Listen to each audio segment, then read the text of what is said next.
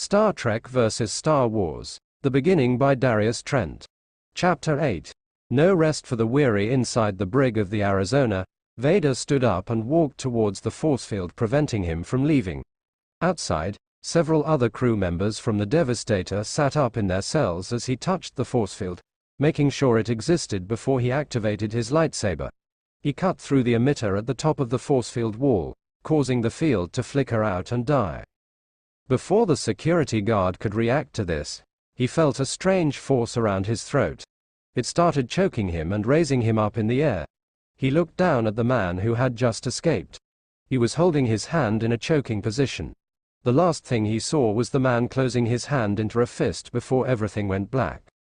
The now dead man was thrown across the room as Vader systematically destroyed the emitters for every brig room his men were in, setting them free whilst also destroying the security cameras and sensors to mask their escape.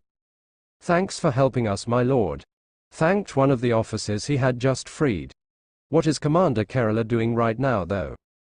"He's preparing for our arrival," answered Vader. "Men, take your weapons and try to locate this ship's hangar bay. Secure a vessel for our disembarkment and wait for me." "What will you be doing, my lord?" asked the officer. "I will attempt to secure the plans for this starship and the teleported, which brought us here for the Emperor," replied Vader. "Regarding of which we have little time. With haste, men." The officers all ran out of the brig, conforming in one large group. Vader went out and ran in the opposite direction, his lightsaber to bear as he saw a lone officer walking down the hallway looking at a pad. The officer, who had a blue collar, saw him and turned and ran in the opposite direction. She pressed some sort of badge on her chest and said something indeterminable from Vader's point of view before he held her in place with a force choke. "What is your name?" coldly asked Vader, the tenseness of the situation making him even more angry.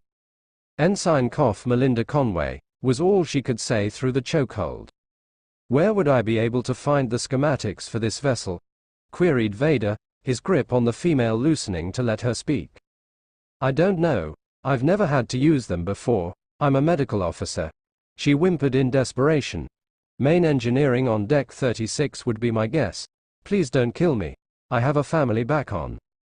Her sentence was interrupted by the sound of a phaser hitting Vader in the back. The hit wasn't enough to stun him like it would be for a normal person, but it was enough for him to lose his grip on Ensign Conway, who quickly got up and ran away as Vader turned his attention to the two security officers who were now firing at him. He swiftly charged them, deflecting their phaser shots with his lightsaber, the first officer being hit by his own blast, which had been reset to kill in an effort to try disable Vader, leaving a black mark on his chest as he was knocked onto the ground. The second officer fired another shot at Vader, this one deflected onto the wall, before he was stabbed by Vader's lightsaber, the sudden shock of being stabbed leaving him with widened eyes as he died. Vader felt sorry for the man as he saw the life drain out of his eyes, but at the same time felt immense pleasure from killing him. He turned and ran as he heard more footsteps coming from the corridor, running into what was discernibly a lift of some sort. The doors opened to accommodate him and then hissed shut. "Please state destination," asked the computer in a female monotone voice. "Deck 36. Stated Vader. The turbolift beeped to signal that it had understood his station and then proceeded to take him there, the lift whirring as it hurled itself through the bellows of the ship. "And you're saying the officers are dead?" angrily asked Trent through Aldrin's comm badge. "I'm afraid so," answered Aldrin with a sigh. "Lieutenant Kelso appears to have been killed by a reflected phaser blast set to kill, and Ensign Lopez was stabbed by the strange plasma sword the man was carrying." "What's his heading?" queried Trent. "Ensign Conway told me he was looking for the schematics of the Arizona," replied Aldrin. "She told him out of desperation to go to main engineering." "Understood," Trent replied. "I'm ordering the evacuation of main engineering. You and your men will try to stop Vader from escaping the Arizona at the shuttle bay. I'm authorizing the use of maximum settings on phasers." "But Captain, that'll kill him," defended Aldrin. "Won't we still want him for questioning?" "If a man like that can simply manipulate gravity like he appears to be able to, He's too dangerous to be left alive. If we can't stop him in the corridors, we can stop him from leaving by cutting power to the transporters and locking the shuttle bay doors. And I've got a trick for dealing with those stolen schematics. Understood, Captain. Aldrin out. Aldrin ended as she terminated the link between the bridge and her. You heard the man. Set your phasers to maximum and let's head for the shuttle bay.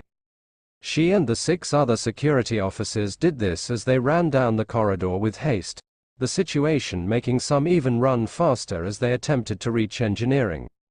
On the bridge, Captain Trent was impatiently walking around, waiting for a result. Topon and his team have re-entered engineering, announced Horan, who was covering for Tetona by transferring communications and scanners to his station. They report that file 71099 is missing and the connection between the phasers and the warp core has been sabotaged. Is the damage repairable? Asked Trent. Commander Topon says he can fix it, but he'll have to take the warp core offline for the next half an hour to do so. We'll be sitting ducks. Analogized Hawk. Bring up the vitals of the security team. Ordered Trent, almost completely oblivious to the fact that the file was missing and the ship's primary weapons were down. The view screen changed from the view of the Devastator to the life signs of the 24 crew members, including Aldrin's and Tetona's, who had been sent to stop the prisoners from escaping inside the shuttle bay. Their life signs sat above their weapons firing status and their weapons settings, all of which had been set to stun for the moment being. Reading a dozen unidentified human life forms approaching the team in the shuttle bay, called Horan. Here goes nothing, commented Hawk as the phaser statuses of the team started flashing red with the word firing replacing the green word charged. They inconsistently went red as the crew members' heart rates spiked, one of which flatlined as the team took some losses. We've stunned about 4 of their officers already, announced Horan. One of our officers is dead. 2 are injured. Tetona here. Looks like everything's under control here, reported Tetona through the intercom. Captain, another identified human has entered the shuttle bay, called Horan. Oh my God, gasped Hawk as she looked up at the screen. The security team started falling like flies, each of their heart rates flatlining with a continuous beep. We've lost over a dozen men so far, desperately reported Tetona. The man in the black suit is killing our men with a combination of some sort of gravity manipulation powers and his plasma blade. He's paying more attention on getting his crew to safety though. They've entered the USS Colorado. That's our only Danube-class runabout, commented Hawk. Sensors report the USS Colorado is powering up engines, announced Horan. They're trying to escape. I've locked the shuttle bay doors, responded Hawk as she scrambled straight her console to do so. There's no way they'll be able to break out now, especially with the force field stopping them from shooting at it. The viewer had changed to a security camera viewing the shuttle bay doors from the inside. The USS Colorado, now being commandeered by Imperials, slowly waited for something to happen. Captain, I'm detecting a gravimetric disturbance inside the actual shuttle bay doors, reported Horan.